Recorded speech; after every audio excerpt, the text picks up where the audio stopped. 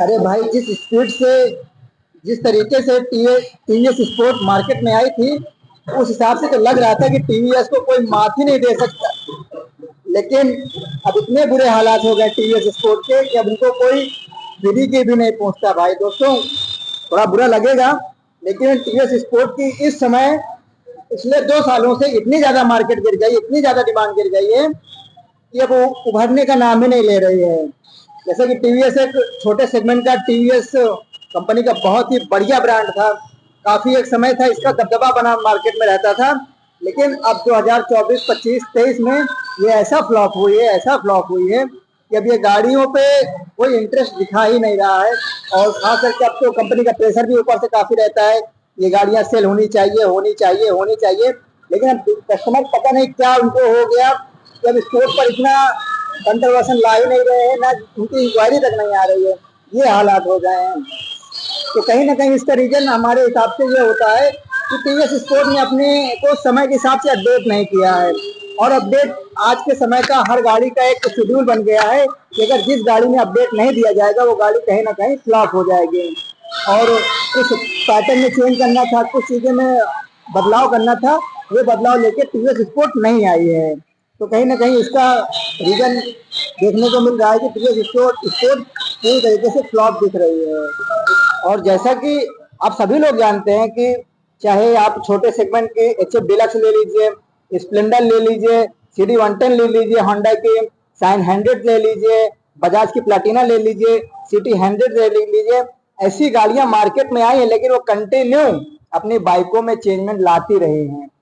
और टीवीएस में खास हमें कोई चेंजमेंट देखने को नहीं मिला इस स्पोर्ट में। इसलिए से इस वजह से इसकी डिमांड कम हुई है। कलर पे भी कोई खास कंट्रोवर्सन नहीं डाला गया, ग्राफिक्स पूरी तरीके से हटा दिए गए हैं, और प्राइस समथिंग 19-20 महंगाई के हिसाब से वही चल रहा है, लेकिन कुछ खास लेके नहीं आ गई है। तो टीवीएस स्पोर्ट को कुछ अलग करना होगा अगर वो मार्केट में छोटे सेगमेंट में दबदबा बनाना चाहती है, क्योंकि अपाची तो उनका एक पॉपुलर ब्रांड है ही, उसके दम पर तो उछल ही रही है। लेकिन अगर वो छोटे सेगमेंट पे भी बेहतर काम करे तो कहीं ना कहीं एक अच्छा रीजन हो सकता है। जिस तरह की हीरो अपनी बाइकों में, हीरो स्प्लेंडर एचएफ डिलक्स पे काफी अच्छा काम करके लाई है, अब 125 सीसी में एक्सट्रीम लेके आ गई है। तो वो अपनी जो पॉपुलर बाइक है उस पर तो काम कर रही है, लेकिन नया वो वेरिएंट लॉन्च करके उस पर भी काम कर रही है। और स्पोर्ट की मार्केट ऐसा नहीं थी कि थी नहीं, स्पोर्ट की मार्केट जबरदस्त थी, काफी बिकी थी, काफी सेलिंग हुई थी इसकी 2015 से लेकर 2021-22 तक। लेकिन इसके बाद ये इससे डाउन हुई, इतना डाउन हो गई कि दोबारा रिकवर नहीं कर पाई है। तो कुछ अपने एग्रेशन की वजह से इसका खास कारण रहा है। और अब हम बात करेंगे कि इसमें अभी तक क्या क्या चेंज किया गया है और क्या करना चाहिए कंपनी को।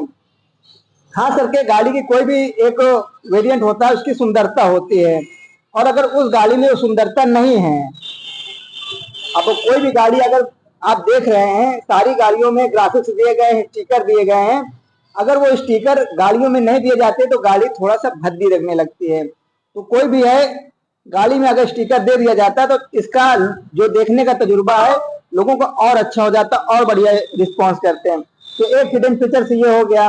और कंटिन्यू अपनी बाइकों में जो टीवीएस लेके आ रही है, मीटर में कोई खास चेंजमेंट नहीं ला रही है, छोटे सेगमेंट में, बड़े में ला रहे हैं। बड़े में इसको काफी फायदा मिल रहा है, राइडर में, अपाची में काफी अच्छी डिमांड हो रही है, जुपिटर में भी काफी अच्छा चेंजमेंट हो रहा है, उसकी डिमांड भी हो रही है। जिसमें अपडेट नहीं दिया जा रहा है, जैसे टीवीएस स्पोर्ट है, रेडियन है, इनमें खास काम नहीं कर रही है, तो इसका नुकसान भी इनको देखने को मिल रहा है।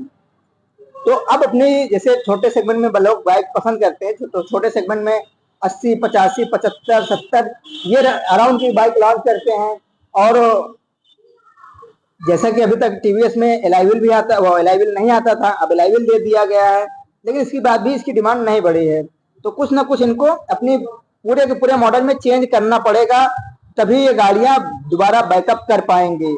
और इनका बैकअप करने का रीजन यही है कि अगर किसी को छोटी गाड़ी लेना है, वो टीवीएस स्पोर्ट पे नहीं जा रहा है, वो स्प्लेंडर पे जा रहा है, वो सिटी 100 पे जा रहा है, वो होंडा की साइन 100 पे जा रहा है, सिटी 110 पे जा रहा है।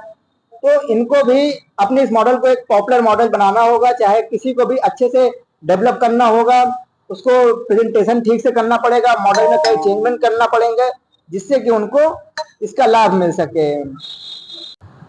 अब हम बात करते हैं कि लोग जो कस्टमर गाड़ी लेने आते हैं उनकी डिमांड क्या होती है, कोई भी गाड़ी के प्रति कि वो कैसी गाड़ी पसंद करते हैं, अगर छोटी में आते हैं तो कौन से जाते हैं, बड़ी में आते हैं। क्योंकि अगर कस्टमर जैसे सवाल करते हैं, जिस तरह के वो सोच रखते हैं, उनके हिसाब से अगर हम बात करेंगे, उसके हिसाब से अगर हम काम करेंगे, उसके हिसाब से अगर हम मॉडल रखेंगे तो उसका फायदा हमें जरूर मिलेगा। अब जैसे कस्टमर आते हैं हमारे पास, कहते हैं भैया गाड़ी दिखाइए। भैया कस्टमर से पहले उसके पूछना है कि आपको क्या रेंज तक की गाड़ी चाहिए, छोटे में चाहिए, बड़े में चाहिए। वो पहले मन लिया करते हैं कि आपके पास क्या क्या रेंज की गाड़ियां हैं। वो गाड़ी तो जो भाई पॉपुलर मॉडल होते हैं वो तो फ्रंट में ही होते हैं, तो वहां पे आपको अपने लोअर मॉडल रखना है जहां पे लोगों की पहली नजर पड़े। पॉपुलर तो पूछ के भी जा सकते हैं, तो उनसे पहले बताइए ये हमारे गाड़ी होंडा की है, हमारे बजाज की बहुत ही बेहतरीन गाड़ी है, माइलेज इतना देती है, ऐसा ऐसा जो भी उसमें फीचर्स है उसके बारे में बताइए। उसकी जानकारी में बातें रहेंगी कि प्राइस भी कम है, रेट भी अच्छा है, माइलेज भी बढ़िया है और ये बेटर रहेगी। अगर उसके पास बजट ज्यादा है, वो अगर पर्सनल लेने के लिए चाहे, वो पैसा भी बचाना चाह रहा है, तो कहीं ना कहीं वो आपके मॉडल पे आके उसकी दिलचस्पी लेगा। अगर उसको नहीं पसंद है, वो बड़ी गाड़ी के लिए सोच के आए, तो आगे निकल जाएगा।